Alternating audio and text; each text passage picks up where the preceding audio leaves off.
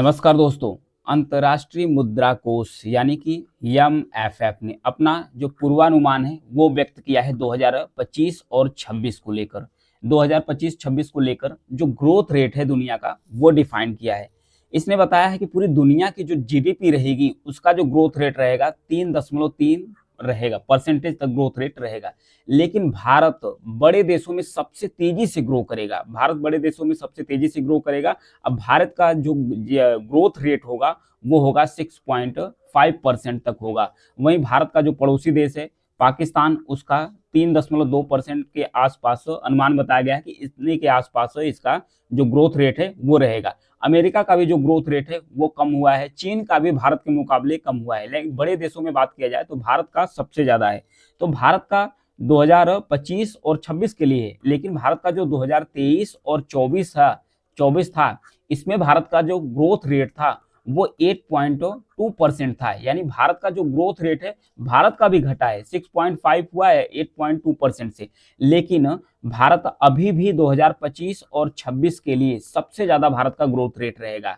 इसका रीजन है भारत की जो अभी इकोनॉमी है वो बहुत ज्यादा डाउन नहीं हुई है। और जो भारत का जो घटा है, ये घटने का सबसे बड़ा रीजन बताया जा रहा है IMF के द्वारा। IMF यानी कि इंटरनेशनल मॉनेटरी फंड, यह एक अंतर्राष्ट्रीय वित्तीय संस्थान है। इसके बारे में अभी डिस्कस करते हैं। IMF के बारे में पहले जान लेते हैं कि भारत का जो ग्रोथ रेट है ये कम क्यों हुआ है, 8.2% से 6.5% तक क्यों हुआ है।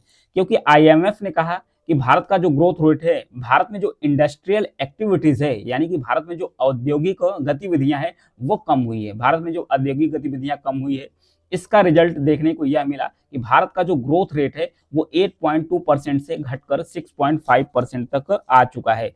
वहीं भारत के जो पड़ोसी देश है, अगर उनका तुलना किया जाए तो भारत के पड़ोसी देश, भारत का तो 6.5% 2024 में, 2025 में भारत का भी 6.5% और 2026 में भी अनुमान है कि भारत का जो ग्रोथ रेट है 6.5% तक रहेगा। यानी कि अभी भी पूरे विश्व में सबसे ज्यादा जो ग्रोथ रेट होगा वो भारत का ही होगा। वहीं पाकिस्तान का 3.2% और 3% 25 में रहेगा और 26 में 4% होने का अनुमान है। अमेरिका का 2.8%। लेकिन सबसे बड़ी बात है कि अमेरिका का जो डिफरेंट है वो बहुत कम है।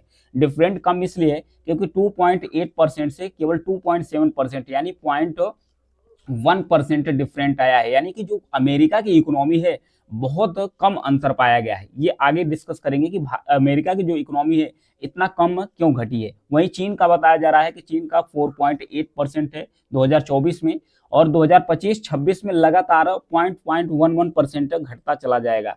क्यों क्यों घटेगा इसके बारे में भी डिस्कस करते हैं कि चाइना का जो ग्रोथ रेट है क्यों घटेगा। क्योंकि जो वैश्विक रूप से निर्यात है चाइना का कुछ कम हुआ है, लेकिन चाइना सबसे तेजी से ग्रो कर रहा था। सबसे तेजी से ग्रो करने के लिए चाइना का जो घरेलू डिमांड है वो उसे फुलफिल करना होगा। वही पूरी दुनिया की बात किया जाए तो 24 में 3.2 है, 25 में 3.3 है और 26 में भी अनुमान है कि पूरी दुनिया की जो जीडीपी होगी, ग्रोथ रेट होगा, वो 3.3% तक होगा। अब डिस्कस करते हैं IMF के बारे में, इंटरनेशनल मॉनेटरी फंड, यानी इसे हिंदी में अंतर्राष्ट्रीय मुद्रा कोष कहते हैं। यह संयुक्त राष्ट्र यानी यूनाइटेड नेशन की एक वित्तीय एजेंसी है, एक इंटरनेशनल संस्था है। इसका जो स्थापना हुआ था 1944 में हुआ था। 1944 में इसकी स्थापना हुआ था और 27 दिसंबर 1945 से ये अपना कार्य करना शुरू कर दिया था। इसका जो हेडक्वार्टर्स है, इसका जो हेडक्वार्टर्स जिसे मुख्यालय कहते हैं इंटरनेशनल मॉनेटरी फंड का, ये अमेरिका की जो राजधानी वाशिंगटन डीसी है, वहां पर इसका हेडक्वार्टर स्थित है। इसका काम क्या है, इसका उद्देश्य क्या है? इसका उद्देश्य है कि जो वित्तीय स्थिरता है उसको बनाए रखना, और जो व्यापार है उसको, जो व्यापारिक घाटे हैं उसको कम करना, दुनिया भर में जो गरीबी है उसे कम करने के लिए, और दुनिया में जो उथल पुथल है उसको कम करने के लिए इंटरनेशनल मॉनेटरी फंड अपना काम करता रहता है। और जो इसके लगभग 190 से ज्यादा इसके सदस्य देश हैं, अपने सदस्य देशों को ये पैसा भी प्रोवाइड कराता है, कर्ज भी देता रहता है जो IMF है। तो इसी का अनुमान लगाया गया है। अब बात आते हैं कि अमेरिका में इतना कम जो घाटा है वो क्यों देखने को मिल रहा है। क्योंकि अमेरिका का जो ग्रोथ रेट है 2024 में 2.8% है।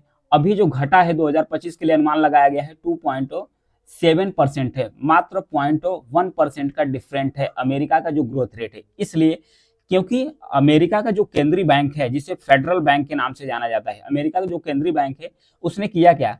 उसने जो मौद्रिक नीति है उसमें बदलाव लाया है। मौद्रिक नीति में बदलाव लाकर अमेरिका ने किया क्या है, जो ब्याज दर है उसे कम कर दिया है। अमेरिका जब ब्याज दर अपना कम कर दिया है तो उसका नतीजा क्या हुआ कि लोगों को अधिक से अधिक लोन मिलना शुरू कर दिया है। जब अमेरिकी लोगों को अधिक से अधिक लोन मिलना शुरू कर दिया तो इन लोगों के हाथ में पैसा आ गया। जब पैसा आ गया तो ये लोग जो अमेरिका की मार्केट है इसमें पैसा इन्वेस्ट करना शुरू कर दिए, खरीदारी करना शुरू कर दिए। तो जो घरेलू मांग है अमेरिका की वो बढ़ी हुई है।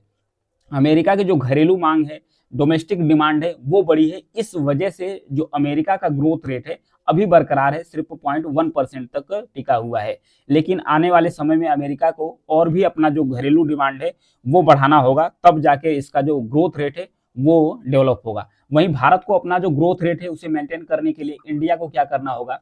इंडिया को भी अपना ग्रोथ रेट मेंटेन करने के लिए तो सबसे ज्यादा दिक्कत भारत में इंडस्ट्रियल ग्रोथ की हुई है। जो इंडस्ट्रियल एक्टिविटीज है उसमें कमी देखने को मिली है।